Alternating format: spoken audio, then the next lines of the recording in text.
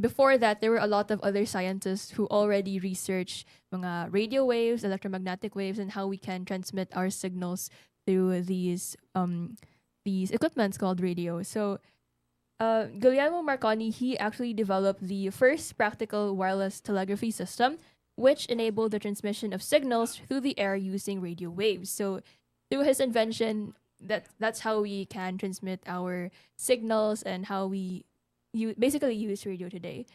And yeah, it has started in the US and here in the Philippines. What was the original intention of radio? Why did they decide to create radio? What was its original intent?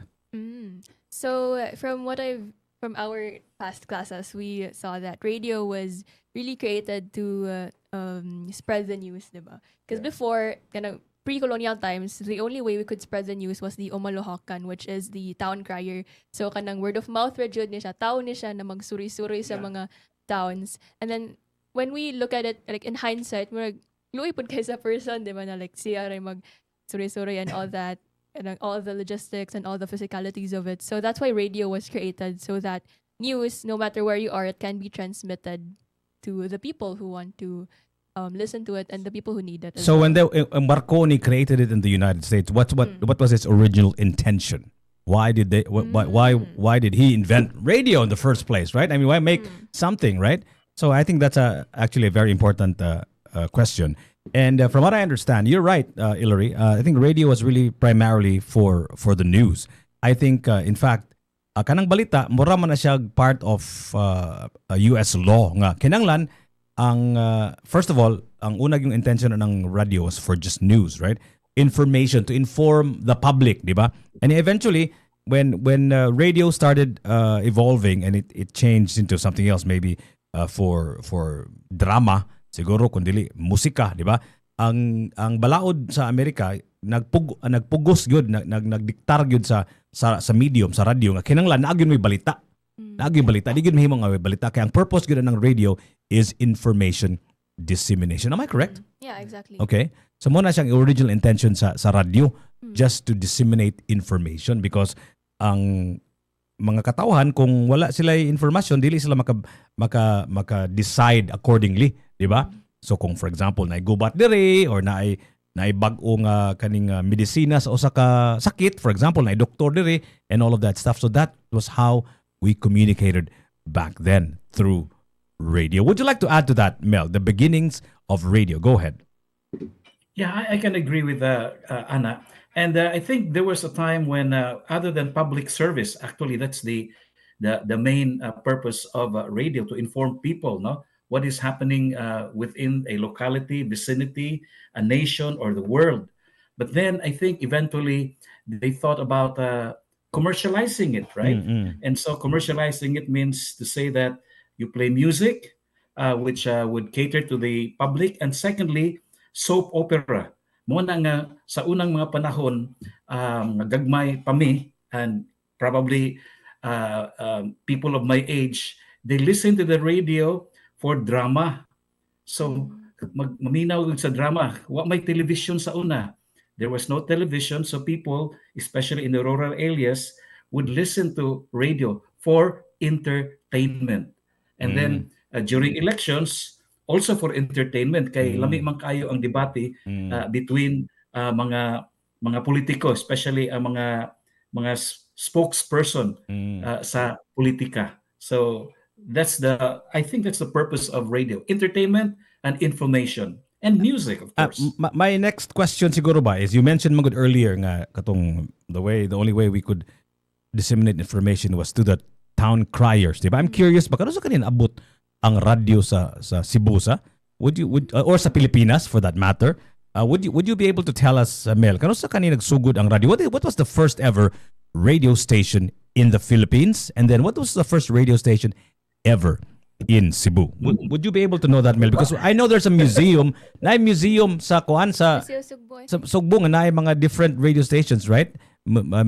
Sa Museo Gorodo, Museo Sugbo karong tawag karon sa Museo Sugbo, naamto yung mga different radio stations, yes, di ba? I think it was donated by I think sa ABS-CBN man tingali kay na-close namang ABS-CBN. I think some of their equipments and their katong mga LPs nila o mga equipment, if I'm not wrong, no, kanang ilang gihatag na to. But as far as I can remember, sa Cebu lang, no, kay I'm not too familiar with what had happened in Manila. One of the things that happened here was that usa sa mga kanang Voice of America.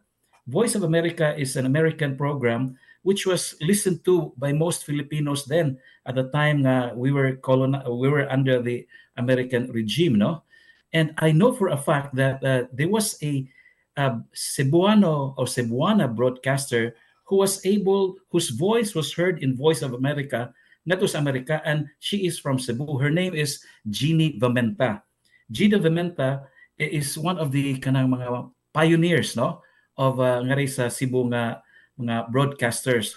And then I think it was either DYBU or DYRC which started off with the kanadaghang mga tulumanon og mga drama. So that's how important radio then was. Mga radio personalities in the past were most prominent, no? I can even recall nga during the time that I was a DJ, somebody told me, a technician said nga, kung moadto gani mi sa radio station ang mga technician, we're talking about technician, kinahanglan gyud nga kanang ang among sanina puti, unya kanang kung mahimo magkurubata ang technician. So if the technician was wearing a kurubata, more so with the presenter, ang radio announcer, during those early times. Very interesting.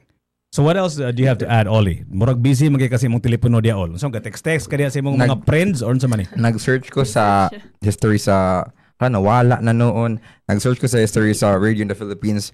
Ang first daw na radio nawala ang search ko sa ako duman niya is it first began sa 1922.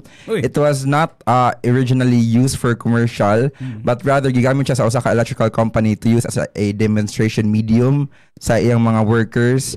Then 2 years later diha ang first commercial na radio ni gawas, which is, what was the name, which KZRM in Manila, Yeah. Sa Cebu, it's KZRC. So it's established by the Radio Corporation. What year was of the this? Philippines. What was there? 1924 sa Uy, Manila, and then in Cebu, it's 1929. Wow. So unsa man ni siya? News radio ni siya? Is this AM siya, sir. AM ang siya. first na radio. So I can imagine nga news radio siguro ni. AM. So ikaw Mel, unsa man imong first encounter sa radio? Because I can tell you mine.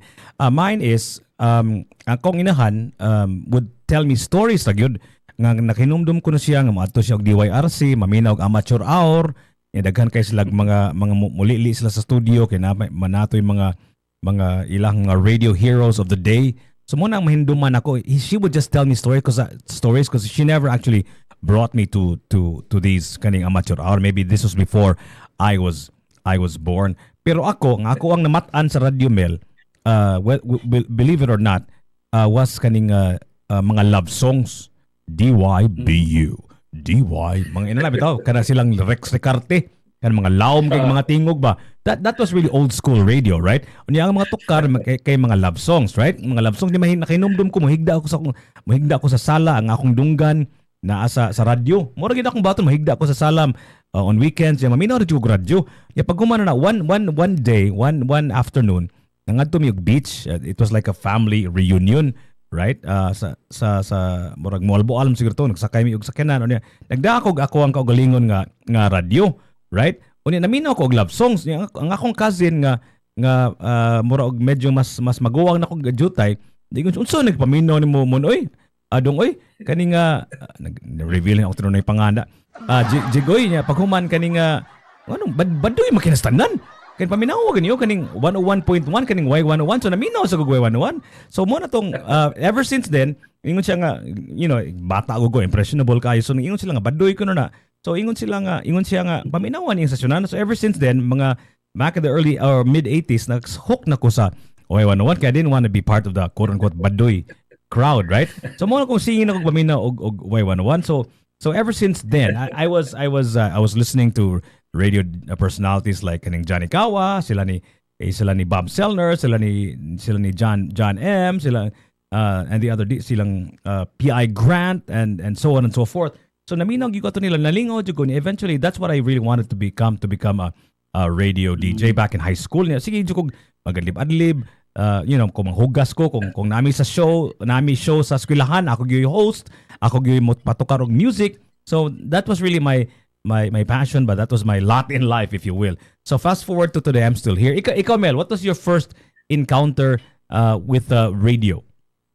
Yeah, because of the kato ako ingon mga jingle magazine nga naidaghang mga kanta, but I wa okay ba unsay mga tuno, unsay mga melodiya, di ba? So unya gusto ka mo sista, unya wa okay ba unsay tuno. So what had happened is I looked for radio station, AM pa ato, wala pa ang DYBU. Mo'y unang first FM station nga sa Cebu, no? So ari kas AM maminaw. Unya then that was kuan kanang only weekends naman ako mahibaw-an nga dunay mga program nga dunay music. Mo to sila sa DYNC to, DYNC AM. And then mo to Steve Alfafara, Cousin Steve, wala pa kahibaw na Mario Lopez ug Sunshine Susie. They were the DJs then on weekends. Okay. And so they played music. So that was the time that I started to have interest in DJing. So mo to nga eventually mo na sa imong istorya nga kung mag-DJ ka, usually ako sa kwarto nako mura ko kanang may mura tagbuang ba nga nagsikag imagine nagsisulti-sulti, ladies and gentlemen, I'm your DJ. Ano imong ako mga ginikanan unsa man akong anak na nagsige mo nag-announce noon sa amin taon ko sakto man tarig kaon si Mel. So but there were mote ako mga idol, and then there was Dinah's Musical Express every weekend. Freddy Dandan, mo ni mga DJ sa Manila nga sikat. Okay. And then later on, mo na to nga I applied as a DJ actually. A very funny I will tell you about my first stint as a DJ. Okay ra? So ang first stint na ko DJ was DYAV. So DYAV nang-apply ko ni Santa, and then what had happened is when I was given an assignment na slot. Okay. 6 o'clock until 12 noon. Okay. 6 hours. 6 hours. And I was so excited. I wrote my ad-lib for every song that I would say. So, kada human sa kanta, ladies and gentlemen, this is Free Mail right here on DYAV. Yeah, morning kanta. Here's Herb Alpert. Sus kada kanta. Pagka alas 12 na, nigawas na ko. I was so proud of myself, but nigawas na ko. Ato ko sa manager, si Santa. Santa, ato na ko. Mabalik ko next week. Ingon siya, you're fired. Ano man, fired mo ka? Kaya sabaan ko nung estanan. Kaya ako na tanang istorya, walay ang music, dili ka pero mag-istorya. Supposedly, once in a while you talk, but dili ka na after each song, you should do that. So, Mo na siya usa sa atong mga training sa FM radio back then, di ba? Nga kinanglan nga, like mo adlib ka pero dili lang taas kayo niya paghuman, dili ka every song, di ba? Nakinumdum jud ko Mel pagsugod nako sa radio gid ba.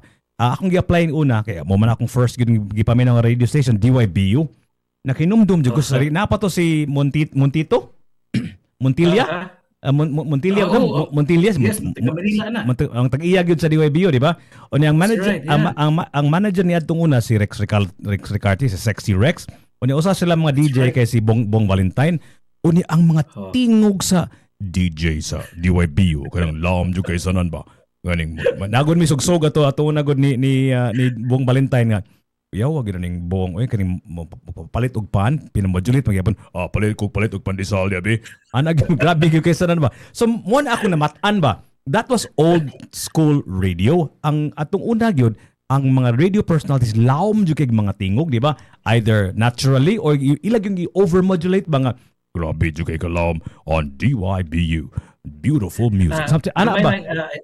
I'd like to tell you, Jiggy, one of the before anak nila ni Bong, okay, there was a guy named Jerry Wonder. Oh, I remember that. I don't remember that. I just remember the name. Why ko na kinumdum mo nakadumog. Tell me about it.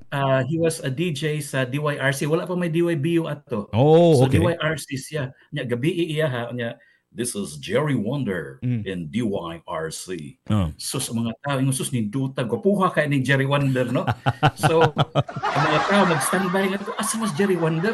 Doon na nilapit ni Agi na ito mga tao nga murag dili gwapo ba?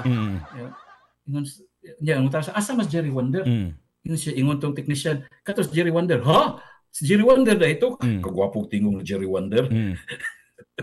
So sometimes so ngano ka na Mel pasabta ko no ko Mel ngano ka nga ang old school radio was about a big booming voice ngano man na siya, why was that appealing to the listeners? Why did they want to listen to it? Because the opposite is true now.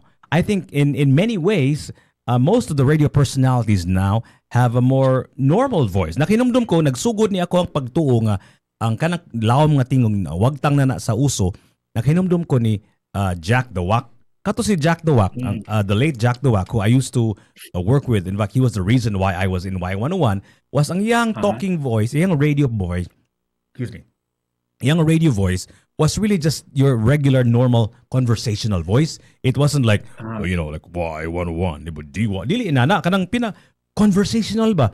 Nisikat to siya maayo kaya ang mga DJs na atong una sa radio station katong gihisgot ako nga Y101 mga lawom sa kay mga tingog. So si Jack lahi ang mga radio personalities at the time was lahi. So muna akong pagtuo nga nagsugod diha ang uso sa normal speaking voice niya paghuman.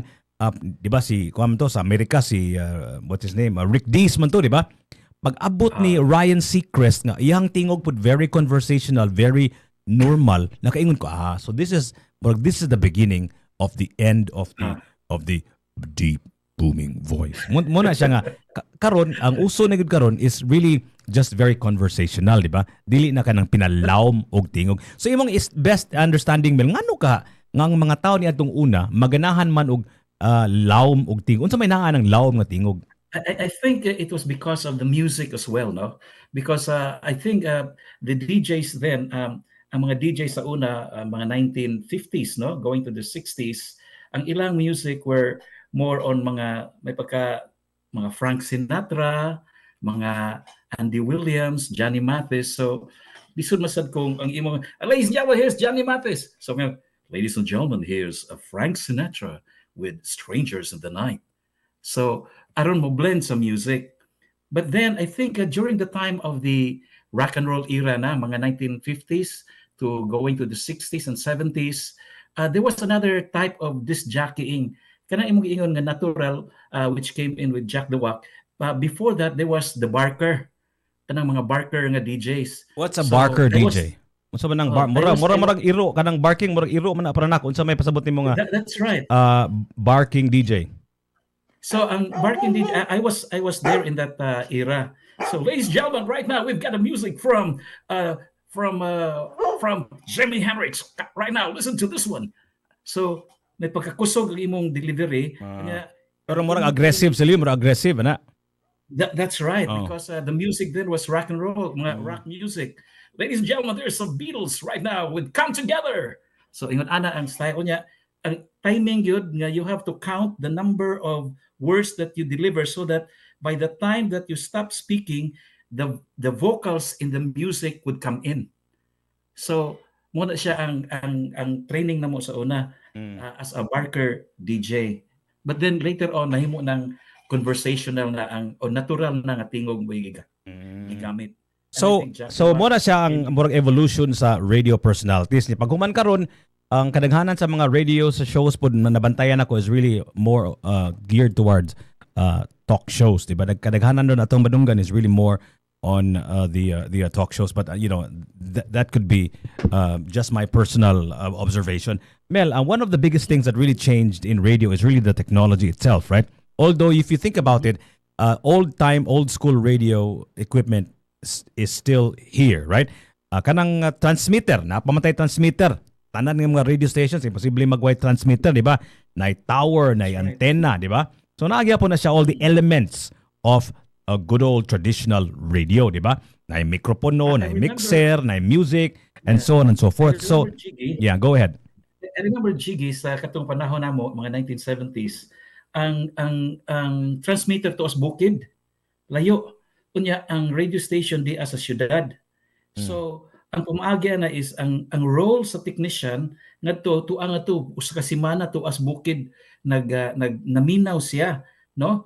Unya kay because of advertisements, ang advertisements i-monitor man gyud na dili ba? So ang DJ while handling the program would play the advertisement based sa lista sa naagihatag nila, no? And then ang katong technician nga tumoy mo check nga siguro ba nga nigawas ang maong advertisements kay mao man ay pada sa billing ngadto sa mga kliyente, dili ba? Correct. Yeah. So mo na siya ang mga elements sa radyo nga naagihapon, pero daghan sa kay mga elements sa radyo nga murag giilisda na, di ba? Atong una nagisgota nga ang gitukar nato kay before there was even an era before vinyl, right? Na gitawag nato og 8-track, di ba? Katong mga tape, di ba? Tape pa man to atong una, di ba? Sakto ba ko, Mel? Atong una? I did not katong mga tapes were primarily wa ko abot ana nga kuan except a cartridge, no? Yeah, cartridge. I meant the cartridge. Ko sa DYNC, kinumdum ko sa DYNC, which I also had a chance to work in when I was in high school. This was before I actually got paid. Tape ilang gamit sa DYNC. Tape, actual kana cassette tape ba? Unya sa when I started in Y101, nagsugod na sila og digital, pero napatoy cartridge nga medyo baga-baga nga tape, di ba? And eventually they used DAT or digital audio tape. Tape gyapon siya pero digital na. Paghuman ato ni move me og CD. I remember our first ever CD was the greatest hits of Queen. Mo to first CD yun sa Philips. Remember the time when Philips supposedly invented or popularized compact disc players, di ba?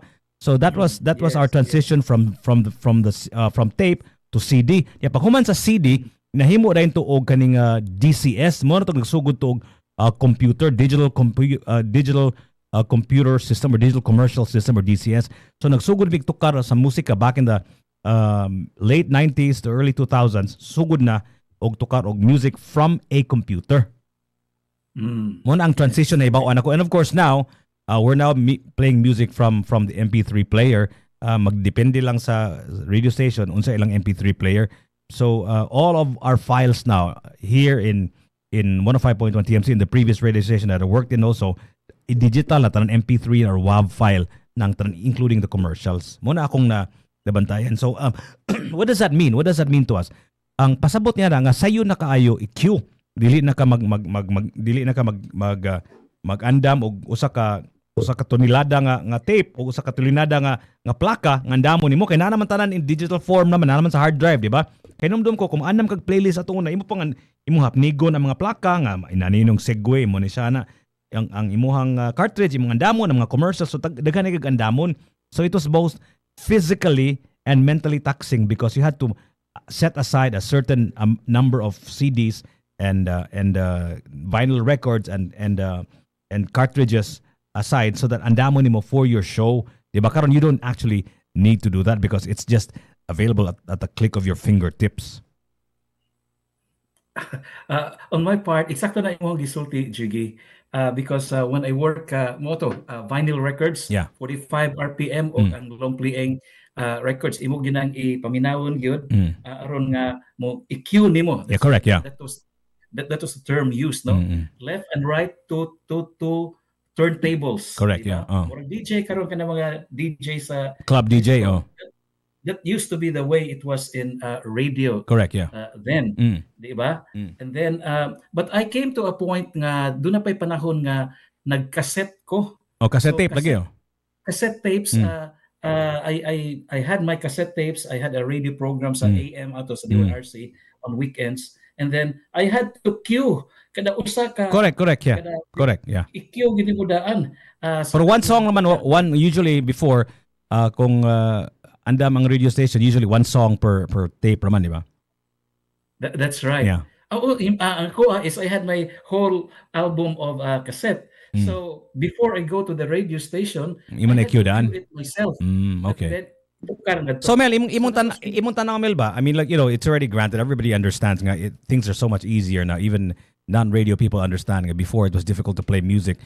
Tanang ni mo Mel, nainawa Mel ang DJ karon sayo na lang kaayo i-cue ilang kanta, dili na sila kinahanglan magkupot-kupot pa og plaka, mo pislit pa og button to play each song nga dili na sila maka-feel bitaw sa music bitaw. Murag there's a feeling of maybe perhaps a kind of distance na bitaw from the actual artwork from the fingers of your hands. Before makahikap man ka sa vinyl record, before makahikap man ka sa play button, makahikap man ka sa cassette tape o sa cartridge. Karon, do you think there's something lost because of the ease of being a radio DJ? During the olden times, we had to have a kanang ang LP, ang vinyl records. Lamig kay paminaw, lamig gunitan, no? And then if there's an LP, you can read at the back kinsay mga artists, kinsay mga at the background of the artist, so which you can talk in your radio program. Yeah. Karon on my part, because ngari sa New Zealand where I'm a DJ as well, I prepare in advance. No, I prepare my script. I have to research on the artist, and right now the way to research the artist is YouTube naman kaon ang imong mga kanta or somewhere else digital, diba? So naasang gihapon. But it was different then. Mas ganahan ko sa karaang panahon nga magdaka og LP gani. Unya kung DJ ka nagdaka og LP nya bago pa nga ko ang ingon ng chicks, bag umong mga LP niya unsay mga sud na kanta. So and that the other thing about this jockeying then, I remember with my dunay mga kauban ng mga disc jockey kana gyud magkit-kits telepono gani. So duha ka nagtukar na nga rin. Hapit na mo man nagsige kit-kit sa telepono. Nganong sikit sa may kastorya sa kit-kit sa telepono? Ha? Kinsa man ha? Kanang free Mel, can you please play this song? Siyawa. Manindot ng istorya, nakalimutan ka, hala, nahumanan mo ito, on air, what na music. Magdidali din ka pangitag, unsa may sunod. Yeah. So kana magong radio magod, usually it's for actually all mediums for that matter is usually people listen to it alone, diba? So they're kind of alone in the house, alone in the car.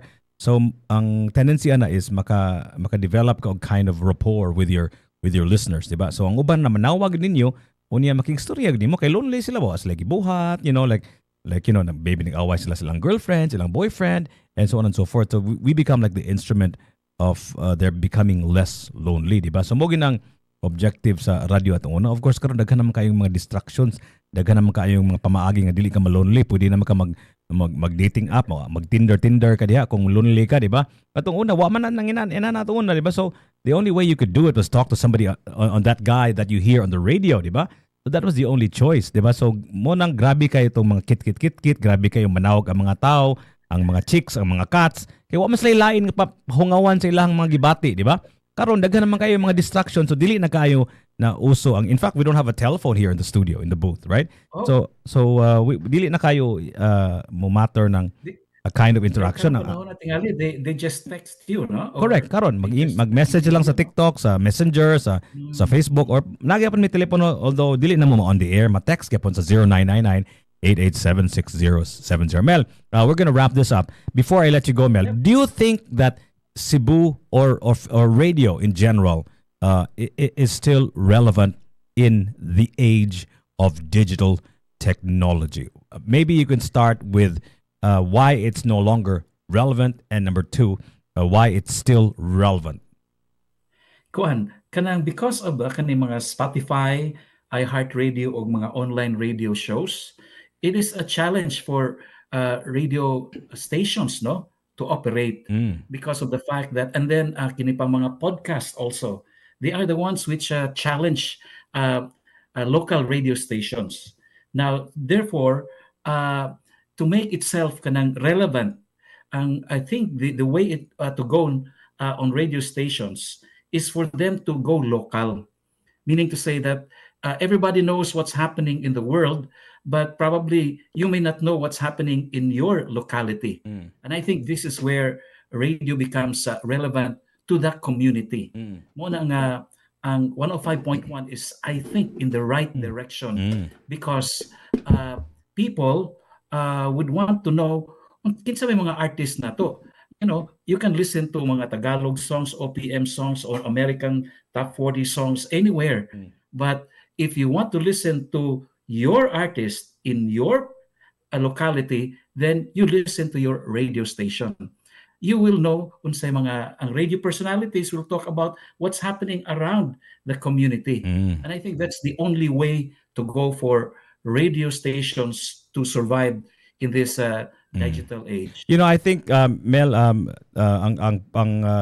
radio is no longer relevant now. Let me start with that. It's probably because there's just too many voices out there that are being heard on the vertical media, that is your cell phone. But dagan na kayog mga choices, dagan na kayog music platforms. There's Spotify, there's iTunes, and dagan na kayog mga radio personalities nga ni migrate na to social media through podcast. Dagan na kay mga bag-o nga mga personalities nga gipaminaw nato sa atong mga tagsa-tagsa ka mga devices, mga podcast shows, like Joe Rogan, who's the number one podcaster in the world. So dagan na kayo mga choices karon. So it's not nga irrelevant. It's just nga dagan na kayo kapilian.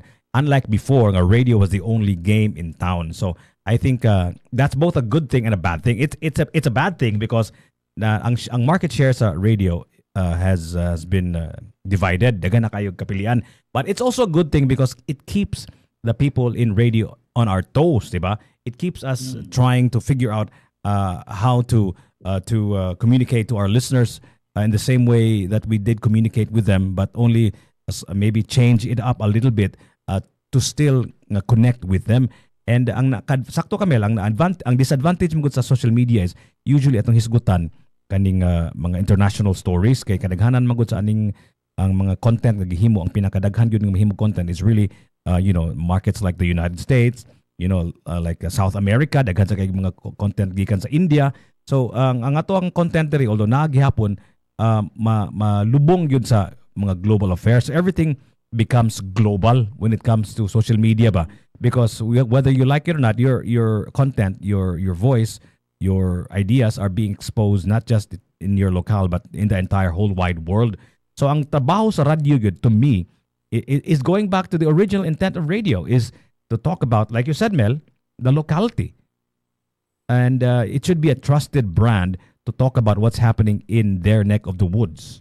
And I think that's we should remember that that's what radio is for, and was originally for, and should still be for. In fact, countries like the United States, countries like Australia and New Zealand, governments are actually supporting, even funding radio, because they understand the importance of radio. Right, Mel?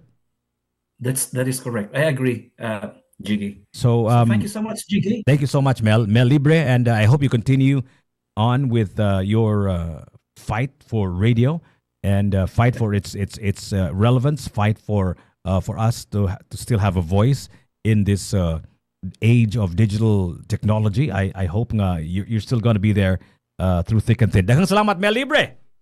Okay, Daghang thank salamat. you. Bye-bye. What a pleasure it is to talk to this guy all the time. I have the incredible pleasure of having the chance to talk to him on a weekly basis about radio.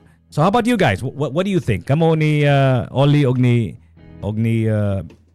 Hillary. Like, how do you feel about that conversation? We gave you a sort of like a quick summary of how radio once was, what it was supposed to be for, and what it has become now, and how it's still fighting for survival, if you will, in the age of digital technology. How do you feel about that, Oli? Sa ako na sa yung conversation with Mel Libre is, grabe ang history of kanang radio. Di ko maka-imagine, sir, na sa una kay vinyl records pang gamitin to play music. Yeah. So every time mag-change og ganang vinyl record. Yeah. You have No? to be like So very quick. we have to change. Usually magud na may gitawag nila og singles. Kanang singles is one vinyl record, one song, right? As opposed to a 33 record, which is an album, di ba? So there are like 12 songs, right? Back to back man usually, di ba? Side A, side B, di ba? Yeah. So ang radio stations usually singles sila. So one song, one vinyl record. Mo na gitawag og 45s. Kay mo man ang speed nga ibutang nimo ang imuhang record player at the speed of 45. Kung dagko 33 ang speed niya. So magkuan juga imo yung EQ, usually imong EQ dire magsugod na. Kaya usually kung if it's not queued if it's not queued properly mo sugod yung mana bitaw. How do you know man sir which Madunggan man imong kung hilom na gali pasabot na wala na way sound. So makadbantay ka sa radio atong una kung makapaminaw kag radio atong una, nagi murag na popping sa like ang plaka bang dagom way tukar bitaw just the pin before the song starts. So before your day kaya nang puno kayo og vinyl records puno kayo ang radio station wall to wall gina og mga vinyl records og cartridges and tapes mo ginang makita nimo sa radio. No, kasi una ko katong wala tong pag grade 11 ba kay mo ta kong gym before ma disc jockey is kanang sa Spotify ako mag-practice like mag ad-libs ko na ko niya. Kibaw ka ang one of the lost arts ba of radio ba is really the art of the segue. Kanang segue man good is the transition from one song to another. Before man good, there were masters of that. I remember one of my idols was the Eddie Steady of DYBU. Mahinumduman, may memorize lagi na niya lagi ang sinugdanan sa usa ka kanta. For example, if the song begins with a piano, unya ang ending sa usa ka kanta piano sad. So inig segue niya niya mura siya ting tung mura bag masugat bitaw. It sounds like it's flawless ba. Mo end mag vocals diri. Magsugod sa vocals nga pareha og tono ang next song. So na the art of the segue. Gwapo kay tos tanan gyud atong una. Karon wala man segue good like if you play music on Spotify, on YouTube, on iTunes, wala may segue, di ba? You don't listen to the nuanced sound of the endings and the beginnings of songs. Actually, naay ka na option sa Spotify man ana sir, continuous lang gyud siya nang ang song kay mo transition to another song na murag walay cut nya, murag mo fade in, di pud murag fade in. Ako na siya mixing, gimix na siya. Murag ana mix na siya. That's different. That's different because mixing is matching beat per beat. Let's just say the song that's playing now is 127 beats per minute. I-match yun na nimo ang yang 127 beats per minute. So na adjustment, right? Maghuman, number 2, i-match pa nimo ang kind of beat. Masugod, ibabad na sila. Pahuman, mo segue to the next song. It sounds like one continuous song. But that's not a segue. A segue is let the song complete and go to its final moments to its end. So gaton og laing nga note. So gato laing nga beat if ever. So that's a difference. Kanang gitawag nimo og mixing dili na humanon ang kanta. Kaya kanang usually mo kanang songs that are made for mixing taas kay nasana. For example, the original version of a song is only 3 minutes. Kung ang kanta for mixing, pwede na 10 minutes ang kanta. Ang magsugod na og beat, mag-end na og beat nga dugay kayo nga tag 2 minutes. Kaya it gives the DJ time to mix. Muna siya ang sekreto na niya. Kanang segue lahi na siya. You have to memorize the beginnings and endings of songs para makibaw ka kaning kanta ha. Acoustic man siya more than words. From the extremes, I have to look for a song that also begins with a guitar. Stuff like that ba? Need check hang mental power Curation sa mga muna siya. That's the long lost art of kaning segue. So nagyapoy na I know some people are still doing the segue but di na kayo ko makadungon na sa radio kay kadaghanan sa radio karon it's really tinapula na gid ba like cue na lang. Just put the song where you can actually leave the radio station technically on autopilot if you wanted to.